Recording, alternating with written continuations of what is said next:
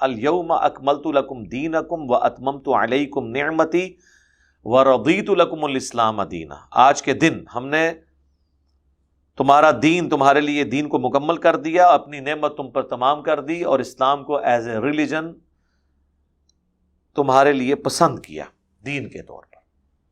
ان الدین عند اللہ الاسلام، اللہ کے حضور ایکسیپٹیبل ریلیجن صرف اسلام ہے۔ اچھا، یہ جو آیت ہے نا جی، اس آیت کے حوالے سے بھی سنی شیعہ کنفلکٹ پایا جاتا ہے۔ اہل تشیع کہتے ہیں یہ آیت نازل ہوئی ہے غدیر خم کے موقع پر، جو نبی علیہ السلام نے سیدنا علی کا ہاتھ بلند کیا تھا، من کنت مولاہ فہذا علی مولاہ، مسند احمد میں حدیث ہے، جامعہ ترمذی میں ہے، سنن نسائی الکبریٰ کے اندر، کئی کتابوں میں۔ اور وہ کہتے ہیں دین مکمل ہونا یہ تھا کہ نبی علیہ السلام نے اللہ تعالیٰ کے کہنے پر وصی مقرر کر دیا تھا حضرت علی کو۔ اللہ کا شکر ہے کہ یہ وہ کلیم غدیر خم کے بارے میں کرتے ہیں، اس کی وجہ سے ان کا جو یہ کلیم ہے نا وہ کمزور پڑ جاتا ہے۔ اس کی وجہ یہ ہے کہ حجۃ الوداع میں جو پبلک گیدرنگ تھی وہ تو تھی میدان عرفات کے اندر اور منی کے اندر، وہاں کے خطبوں میں تو آپ کو قرآن کا ذکر ملتا ہے۔ صحیح مسلم میں اپنے بعد وہ چیز چھوڑ کے جا رہا ہوں جسے پکڑ لو گے مضبوطی سے گمراہ نہیں ہوگے، وہ اللہ کی کتاب ہے۔ حاکم میں ایک حسن درجے کی روایت ہے، کتاب اللہ اور سنت۔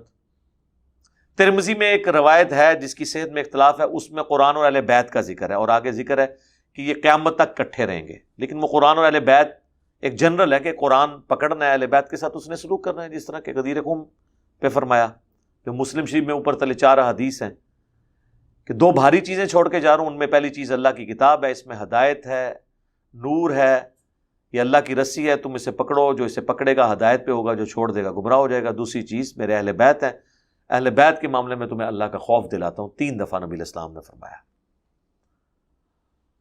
اتنا حصہ تو مسلم شریف کے اندر ہے۔ بہرحال سنی شیعہ دونوں متفق ہیں کہ غدیر خم پہ نبی علیہ السلام نے حضرت علی کے لیے فرمایا، من کنت مولاہ فہذا علی مولاہ، جس کا مولا میں اس کا مولا علی، جس کا سرپرست میں اس کا سرپرست علی، جس کا جگری یار میں اس کا جگری یار علی۔ یہ سارے معنی درست ہیں۔ شیعہ ایک سٹیپ آگے جاتے ہیں، وہ کہتے ہیں اس سے کنکلوژن یہ نکلتا ہے کہ وصی رسول حضرت علی ہیں۔ ہم کہتے ہیں اگر وصی رسول حضرت علی ہوتے تو حضرت علی شیر خدا اپنی جان دے دیتے اور رسول اللہ نے جو ان کی ڈیوٹی لگائی تھی اسے پوری کرتے، جس طرح جمل صفین نہروان میں پوری کی ہے، اور اپنا حق کسی کو دینے نہ دیتے۔ میں نے تو نہج البلاغہ سے خلفائے ثلاثہ کی شان میں حضرت علی کے خطبات پیش کیے، تو وہ کہتے ہیں اس موقع پہ دین مکمل ہوا ہے اور وصی رسول اناؤنسمنٹ کر دی گئی۔ تو اس پہ مولانا اسحاق صاحب نے ایک بڑا ٹروتھ ریویل کیا تھا، اور میرا جو ان سے انٹرویو ریکارڈ ہے 40 کوسچنز ود مولانا اسحاق 23 مارچ 2012 کو، اس میں انہوں نے کہا تھا میں اپنے شیعہ دوستوں سے بھی کہتا ہوں کہ نبی علیہ السلام نے اگر اپنے بعد کسی کو خلیفہ نامزد کرنا ہوتا تو آپ نے حجۃ الوداع جہاں پہ ساری پبلک جمع تھی وہ موقع آپ نے کیوں مس کیا ہے، اور غدیر خم کا انتخاب کیوں کیا؟ غدیر خم تو مکے سے مدینے واپس آتے ہوئے ایک پانی کی جگہ تھی، اور وہاں پہ صرف اہل شام اور اہل مدینہ تھے، باقی سب لوگ اپنے اپنے علاقوں میں جا چکے تھے۔ ان لوگوں کو تو حضور نے حجۃ الوداع پہ کہا میں قرآن چھوڑ کے جا رہا ہوں، وہاں آپ نے کیوں نہیں کہا کہ میرا وصی یہ ہے؟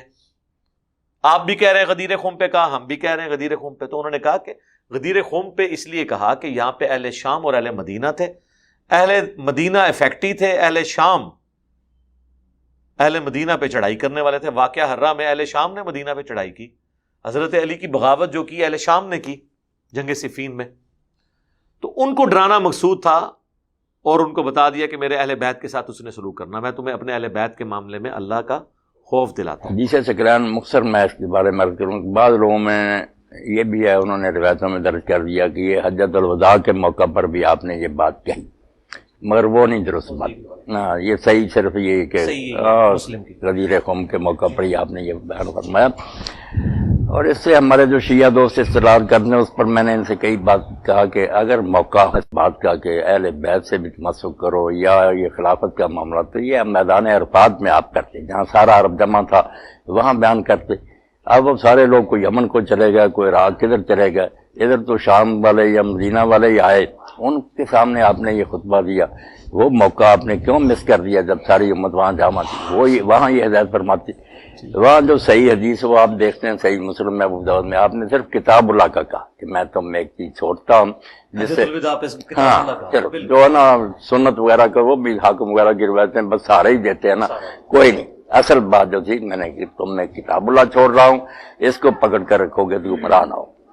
یہ جو خطبہ غدیر کا، اس میں بھی جو ہے نا تمسک کی بات کی، ہدایت لو اور نور ہے، وہ سارا قرآن کے بارے میں، اہل بیت کے بارے میں آپ کی بات ٹھیک ہے، آپ نے صرف نا حسن سلوک کی بات کی، اللہ تعالیٰ نے آپ پر منکشف کر دیا تھا کہ بعد میں لوگ ظلم کریں گے، اذکرکم اللہ فی اہل بیت، یہ بات کہی کہ میں تمہیں اللہ کا خوف دلاتا ہوں، میرے اہل بیت کے بارے میں غلط طرف سے اختیار نہ کرنا۔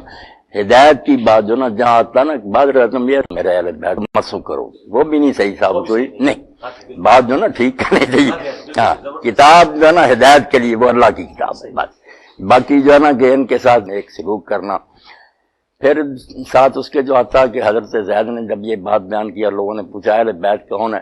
اب جو شیعہ حضرات کا کہنا اس میں تو پھر 12 امام جو آل علی تھے ان وغیرہ یا امامت کی بات ہوتی، یہ تو کہا کہ یہ سارے اس میں داخل ہے جو آپ نے سکران میں کہا کہ میری طرف آل جعفر بھی ہے، آل عقیل بھی ہے، تو یہ خلافت وغیرہ سے یا یہ دین کے لیے تمسک کی بات نہیں، یہ صرف آنے والے واقعات کے بارے میں نا امت کو ذرا ہدایت۔ وہ جیسے علامہ مناوی لکھتے ہیں کہ امت نے اس کے بالکل برعکس کیا، جو آپ نے تاکید کی نا اس کے الٹ کیا کہ کچھ شہید کر دیے گئے، کچھ قیدی بنا لیے گئے، کسی کو در بدر پھرایا گیا، ظلم تو محمد علی بھائی بہت کیا نا، آپ کی اس وصیت پر عمل نہ کیا تو ذکرکم اللہ بعد، ظلم جو کر سکتے تھے نا وہ کیا، اور وہ ظلم ہی آج تک نا امت کو پھر ایک نہیں ہونے دیتا، کیونکہ جن لوگوں کے دل زخمی ہیں کہ یا رسول اللہ کی اولاد کے ساتھ ان کلمہ گو نے کیا، بات ان کی بھی ٹھیک ہے، یہ دوسرے مسلمان ان کا لحاظ نہیں کرتے کہ ان کی کوئی ذاتی دشمنی نہیں کسی سے، وہ بیچارے غمزدہ ہیں کہ حضور کے بعد یار ایسا کیوں سلوک کیا گیا، کوئی زہر سے مار دیا گیا، کسی کا سر قلم کر کے علاقوں میں گوایا گیا۔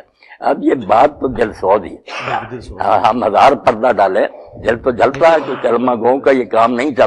اور میں یہاں صرف ماہر القادری کا ایک شعر جناب نقل کر دوں گا، ان کے ہاتھوں سے لٹی باغ رسالت کی بہار، جو نمازوں میں صدا پڑھتے رہے سلیلا، کافر مارتے نا تو اتنا دکھ نہ ہوتا، کلمہ پڑھ رہے اور پھر ایک آدمی جنت کے جوانوں کا سردار ہے تمہارے سامنے حدیث بیان کر رہا اور کہتا تمہارے اندر ابو سعید خدری جابر موجود، پوچھ لو حضور نے یہ میرے بارے میں فرمایا نہیں، کس نے نا پر مجھے قتل کرتے، مگر کوئی کسی نے نا رائی برابر اثر نہیں لیا۔ اس لیے وہ اہل بیت کے بارے میں تو صرف اتنا تھا کہ ان سے حسن سلوک کرنا، کتاب اللہ صرف ہدایت کے لیے۔ غدیر خم پہ خطبے کا کرنا ہی اس بات کی دلیل ہے کہ اس خطبے کا تعلق مستقبل میں آنے والے واقعات کے ساتھ تھا۔ نبی الاسلام کا وصی قرآن ہے، ہم حضرت ابوبکر صدیق کو نبی الاسلام کا وصی نہیں مانتے ہیں، خلیفۃ الرسول کہتے ہیں، اور خلیفۃ الرسول بھی رسول اللہ کے بنانے پہ نہیں، اجماع صحابہ پہ، جو سقیفہ بنی ساعدہ میں ہوا، اس میں کچھ مسئلہ مس ہینڈل بھی ہو، اس میں میری ویڈیو بھی دیکھ لیں، لیکن الٹیمیٹلی جب 6 مہینے بعد حضرت علی نے بیعت کر لی تو وہ اسٹیبلش ہو گیا، آج کی ڈیٹ میں وہ ایشو کنکلوڈڈ ہے۔ اس اعتبار سے وصی صرف قرآن ہے، کیونکہ رسول اللہ کا وصی وہ ہوگا جو قیامت تک کے لیے باقی رہے۔ نبی فوت ہوتے تھے تو اپنے بعد ایک وصی بناتے تھے اور سلسلہ چلتا تھا۔ چلے ان کے وہ جو 12 اماموں والا ان کا کنسیپٹ ہے، وہ بھی تو آخری امام کو بھی تو غیابت میں گئے ہوئے 1200 سال ہو چکے ہیں، 1200 سال سے امت وصی رسول سے تو محروم ہے، نہ کوئی ان کا واٹس ایپ نمبر ہے کہ ہم ان سے بات کر لیں، کوئی میسج نہیں کر سکتے۔ جب یہ میں باتیں کرتا ہوں کہتے ہیں اماموں کی توہین کر رہا ہے، بھائی آج کے ماڈرن دور میں اسی طریقے سے بات ہوگی نا یار، اس میں توہین والی کون سی بات ہے؟ جب ایک بندہ سامنے آنے کے لیے تیار نہیں ہے، سارے شاہ جی الویخ رہے ہیں، شاہ جی تک ایک سور ہے، جب ایک بندہ سامنے آنے کے لیے تیار نہیں ہے اور وہ امام بھی ہے تو ظاہر ہے کہ پھر میں اس سے رابطہ تو کروں گا نا، آپ کے رابطہ نمبر بھی نہیں، اور 1200 سال سے بغیر امامت کے امت گزر رہی ہے، اس کا مطلب ہے کہ امام کے بغیر بھی امت گزر سکتی ہے، امامت کے بغیر نہیں گزری، امام تو اللہ کے نبی دے گئے ہیں۔ یہ کتاب یہی تھی حجۃ الوداع پہ، یہی تھی غدیر قوم کے اوپر، یہی ہے وصی رسول۔ ہم نے تو کبھی کلیم نہیں کیا کہ حضرت ابوبکر جو ہیں وصی رسول ہیں، نہیں، قرآن ہے، کیونکہ وصی رسول اگر فوت ہو جائے تو اسے پھر نیکسٹ وصی اپنا بنانا ہوگا، اور یہ سلسلہ چلنا چاہیے، تو سلسلہ تو کوئی نہیں چلا، قرآن وصی رسول ہے قیامت تک کے لیے، یہ اللہ کے نبی کا خلیفہ ہے۔ تو لہٰذا یہ اس آیت کو اس سے ریلیٹ کرنا ہی غلط ہے، اور یہ آیت بھی غدیر خم پہ نازل نہیں ہوئی ہے، یہ میدان عرفات میں ہوئی ہے۔ اہل تشیع کہتے ہیں ہاں جی بعض روایتیں میدان عرفات کی ہیں، نازل وہاں ہوئی ہے، پڑھ کے آپ نے یہاں بتائی ہے۔ ہم کہتے ہیں چلے آپ کی یہ بات مان لیں، ہمارے نزدیک تو میدان عرفات میں نازل ہوئی، وہیں آپ نے اس کو بیان کیا۔ بخاری مسلم دونوں میں حدیث ہے، حضرت عمر کے پاس ایک یہودی آیا اور کہا کہ آپ کی کتاب میں ایک ایسی آیت ہے جو ہم پہ نازل ہوتی ہے، ہم اسے عید کا دن بنا لیتے، اور وہ یہ آیت ہے الیوم اکملت لکم دینکم، کہ دین تمام ہونے کا آپ کو خوشخبری دی گئی۔ تو حضرت عمر نے بڑا انٹلیکچوئل جواب دیا، انہوں نے کہا ہم خوب جانتے ہیں یہ آیت کب رسول اللہ پر نازل ہوئی، یہ آپ صلی اللہ علیہ وآلہ وسلم پر یوم عرفہ کے دن نازل ہوئی، 9 ذی الحجہ 10 ہجری کے اندر، اور اس دن جمعے کا دن تھا۔ حضرت عمر نے تو ڈھکے چھپے الفاظ میں میسج دیا۔ یہ حدیث جامعہ ترمذی میں آتی ہے، اس میں عبداللہ بن عباس کے پاس ایک یہودی آ کے کہتا ہے کہ یہ آیت جو آپ کی کتاب میں ہے نا ہم پہ نازل ہوتی تو ہم اسے عید کا دن بنا لیتے۔